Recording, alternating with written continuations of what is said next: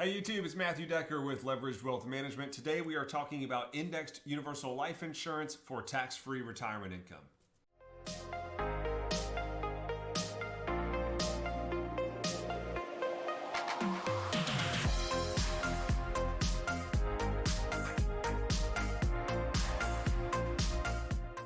So this is the fourth video in a series of videos talking about generating tax-free retirement income. So in the first video in this series, and I'll link this whole playlist in the description below, we talked about the different types of tax-free income. In the second video, we talked about using life insurance as a tax-free income vehicle in general and the rules and provisions that allow for that, number one, and where you can find that on your own if you're interested. And then we talked about whole life as a tax-free retirement vehicle, and now we're talking about indexed universal life as a tax-free retirement vehicle. So if you haven't already seen videos 1 through 3 in this series, I'd encourage you to start there. They're all relatively short, but they give a good foundation or lay the groundwork because we're doing this series and we're building upon each video as we go. And we'll get into some examples here at the end where we're kind of referencing back to whole life so that we can move forward and build this conversation as we go. But what I'd like to do is go over to the whiteboard and I want to talk about the differences between indexed universal life for tax-free retirement income versus maybe some other products that you might be familiar with. So let's head over to the whiteboard and check out what we got. So let's first start with the why. Why would you use indexed universal life insurance for tax-free retirement income? Well, aside from the fact that the other forms of tax-free retirement income outside of life insurance are going to be Roth accounts and municipal bonds, or some kind of rental income with depreciation, which is difficult to manage long-term, life insurance is really the best option if you're looking for large premium dollars going in on a yearly basis. And when it comes to indexed universal life specifically, the reason that we like indexed universal life for tax-free retirement income is because it's typically going to have the lowest fees in the life insurance arena. And so the other types of policies that you would see would be whole life and variable universal life will be the two that would also be used for some kind of tax-free accumulation and distribution. And of those three vehicles, indexed universal life insurance, if structured properly, should be the cheapest of those three options. And since it's the cheapest, it should build cash the most efficient. And so that's one of the reasons that we like indexed universal life insurance for tax-free retirement income. The other reason would be in the indexed life world, there's no market risk. And we'll get into that in a second. Another way to put that would be something called annual reset. And when we say there's no market risk, we literally mean this policy is going to track with the performance of some index. Typically, it'll be the S&P or maybe the Dow or some kind of volatility controlled index option. You're going to track with that index in the stock market. You're going to look at a ticker symbol and you're going to capture the growth of that ticker symbol up to a cap with a 0% floor. So the return window is between 0 and whatever the cap may be. There's also some strategies that are uncapped. That's maybe a video for another time. But when we say there's no market risk, we literally mean when the market is negative, you have a 0% floor. So if the market is negative 10%, you're not going to be negative 10%. Yes, you will still have to pay the fees associated with the life insurance because there is a death benefit and the death benefit comes at a cost. But again, that's why we like index life because it has the lowest fees. So in those years where you do get a 0% return, you're paying the lowest fees possible if structured properly. So when we say no market risk, we literally mean when the market is negative, 0% is what your investment account is going to earn. And that's a good thing. At the same time, indexed universal life insurance is going to be more flexible than whole life insurance. Whole life insurance is not built to be flexible. You might add a paid up additions rider or have an idea to stop paying premiums at some point in time. And by and large, you kind of have to set up a whole life insurance policy with your intentions at the beginning. And then you have to follow through on your intentions. A good example of that would be a lot of companies have what's called a paid up additions rider, which allows you to kind of stuff more of your cash into the growth component of the policy. But if you stop putting money into that paid up additions rider, some companies will shut off your ability to kind of start and stop that rider. We don't have that problem in indexed universal life. It's absolutely more flexible than the other options that are available. So if you want to skip payments, you can absolutely do that. If you want to pay longer, you can absolutely do that. And when I say pay longer, what I mean is you're going to see an illustration, and the illustration might have you paying for 5, 7, 10, 15 years. If you start a policy where you're paying for 7 years, and halfway through the policy life, you decide, you know what, this is going well, I'd like to put more money into this, you can do that. In a lot of whole life policies, you can't. You're stuck with the payment schedule that you've chosen. So you can pay longer. At the same time, you can pay less. So you can actually pay less premium than you initially thought you might pay. All in all, Index Universal Life is just more flexible than the other options that are available. I will also add that it's slightly higher risk than whole life. And so if we look at a risk continuum, something like a risk line, and on the far side we have crypto, and on the near side we have cash. Okay, so whole life is going to be near cash. Variable life is going to be on the risky side, and indexed life is going to be not quite in the middle between variable and whole life, but it's going to be on the safer side of the spectrum.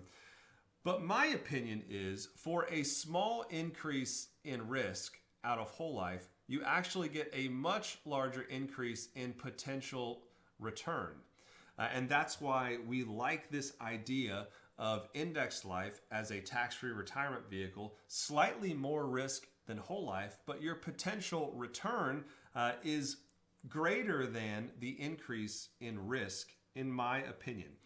One of the reasons that we also still do like Index Universal Life for tax-free retirement income is because you do still have a fixed rate of return if you want one.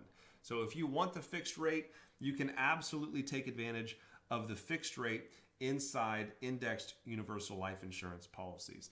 So this isn't meant to be an exhaustive list of why we like Index Life over some of the other vehicles that are available. If you want to learn more, if you're new to Index Life, I would encourage you to check out some of the other videos that we've done on Index Universal Life, where we really do go through the nuts and bolts of why we like this as a strategy, and you can go in depth and really kind of peel back the curtain on how these products exactly work. So we'll link some of those videos below, may even throw out a little call out card up top. So check that out if you haven't already done so.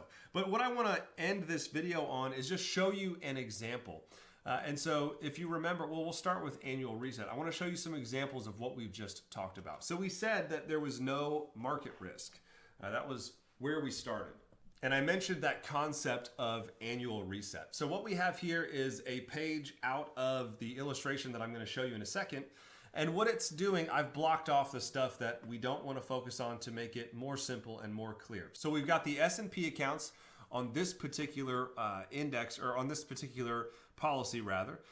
We've got an S&P point-to-point cap with a 9% cap. We've got an S&P with a lower cap and a higher participation rate. And then we've got the S&P with a 1% floor and a lower cap. Okay, so these are the three index options that we're looking at. And at the same time, we have just the straight up S&P point-to-point growth rate, uncapped, with the highs as high as they get and the lows as low as they get. So if we look at 2001 to 2003, you'll see -13, -23, and 26. Okay, that's the actual S&P point-to-point growth rate for those 3 years, I believe, without dividends. And so when we say there's no downside risk or no downside market risk, 2001 to 2002 is a perfect example. We have -13 and -23%, and you'll notice in the first two index options that you could choose from, you're going to get a 0% in both of those years, because there's a 0% floor The first one has a 9% cap. The second one has a 7% cap with a multiplier on it. And the third one has a 1% floor. So you get a 0%. The S&P's negative, you're going to get 1% in this option. And that's what we mean by no market downside. Now, what's really cool is since this is actually an annual point-to-point strategy, and what that means is you're measuring the starting value and the ending value in every single year. You know, we're down here negative 33% over 2 years. And you'll notice the market isn't back to even. In fact, it's not even close, because if you lose money, you actually have to gain more to get back to even. So if you look at these 3 years in time, the S&P is not back to even. Negative 13, negative 23, and 26, you're actually still down. But because we're doing this on an annual point-to-point basis, this policy is going to get a 0%, another 0%, and then it locks in 9%. That 9% is locked in, and you can't lose it. And the other index is 007 because it's got a lower cap. And so that's what we mean by annual reset. The negative years don't set you backwards, and yet they help you perform when the market rebounds. Another good example would be 2008. Negative 38%. You got a 0 across the board unless you have that 1% floor. 23% the next year. The S&P is not back to even in 2009 from 2008. It's not back to even. It's not even close. And yet you locked in 9 or 7% in 2009 because you caught the rebound. So what this really does is it avoids this thing called sequence of return risk. And what sequence of return risk is when you get into the distribution phase of any investment account, you have to be really careful when your negative market performance years come. If negative performance comes early on in your distribution phase, it has a huge negative impact on whether or not your money is going to outlive you or not. And if the negative years come later on in retirement, it doesn't affect you as much. And so what's cool about these index life policies, and one of the reasons that we like them for long-term tax-efficient income, is because there really isn't much of a sequence of return risk, because you're not actually going backwards. You can get a 0%, but you're not going to get a negative 30. And that's really important when you start taking money out of a contract, because if you're withdrawing, for example, $50,000 a year out of an account, and in the exact same year that account goes backwards by 25%, you're down 25% and you've withdrawn $50,000. And that's a math problem that's very difficult to overcome, and we don't have to worry about it in index life because we have a 0% floor. So that's annual reset. 0 is the worst that you can do. Yes, you still have to pay fees. You're subject to an upper cap in most cases. But what I'd like to do now is just show you an example of what this would look like. But we're going to start with the whole life policy that we looked at last time. So this is that Mass Mutual contract, which is a good whole life insurance contract. I have nothing bad to say about Mass Mutual. But the point that I made last time was whole life isn't necessarily built for tax-free income. It's built to be a tax-free asset. Those are two very different things. And we talked about how you can't outperform the loan rate in most of these products. And so the cost to access your funds is going to be higher than the amount of interest you're earning on a year-by-year basis, which makes these inefficient income vehicles, but it does make them really good CD alternatives. Okay, that's what we talked about last time. So this is our $100,000 a year for 7-year example. We've got a $2 million death benefit, and we said that our maximum income this policy could generate was $46,000 a year, which for a whole life policy is pretty good considering it's a CD alternative. It's a low risk investment vehicle. $46,000 a year, tax-free with no market risk. We go into the index contract. Now this is a national life contract. It's called the Peak Life product. Is it a good product? Yes, it's a good product. Is it the best product? Maybe, maybe not. But that doesn't matter. The point is we're just showing you what this could look like compared to a whole life insurance policy. So we have the exact same 7 years worth of premium, $100,000 a year.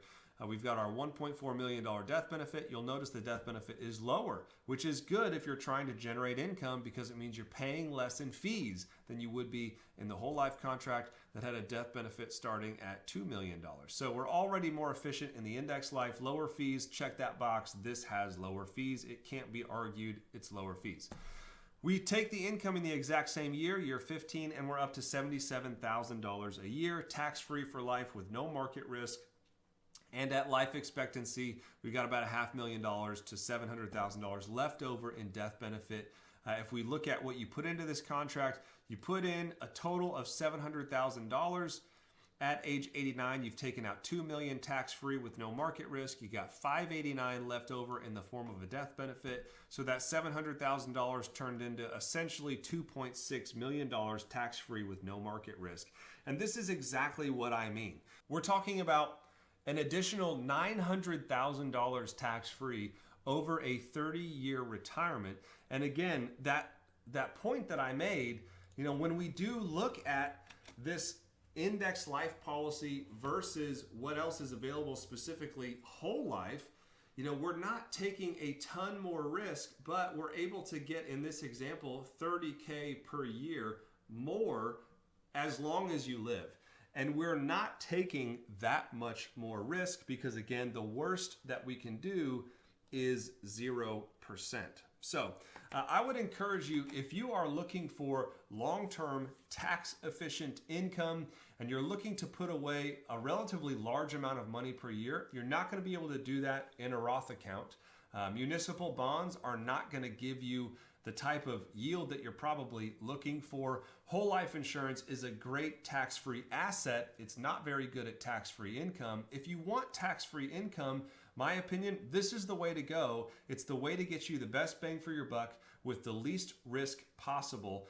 And you can put in as much or as little as you want and maintain tons of flexibility, which is a beautiful thing. So if you're interested in exploring this further, I'm going to put a link in the description below. We'll put a call out card up top where you can book a discovery call with us. Those calls are typically with me. It takes maybe 20 to 30 minutes and we just chat about, what your goals are, what you're trying to do, and we can see, is this something that's actually going to work for you and your situation and your timeline or not? And then we just kind of take things one step at a time and help in any way possible. So if you're interested in exploring this further, I'd encourage you to go to our website, leveragedwm.com/contact-us. Again, we'll link that as well. You can book a discovery call, 20, 30 minutes. We can chat about this and see if it's right for you. If you haven't already done so, subscribe to my channel, like this video, share it to your friends, and stay tuned for the next couple videos in this series where we go through things like variable universal life and maybe one or two other bonus items. So this has been Matt Decker, Leverage Wealth Management. Thanks so much for joining with me, and I will see you next time.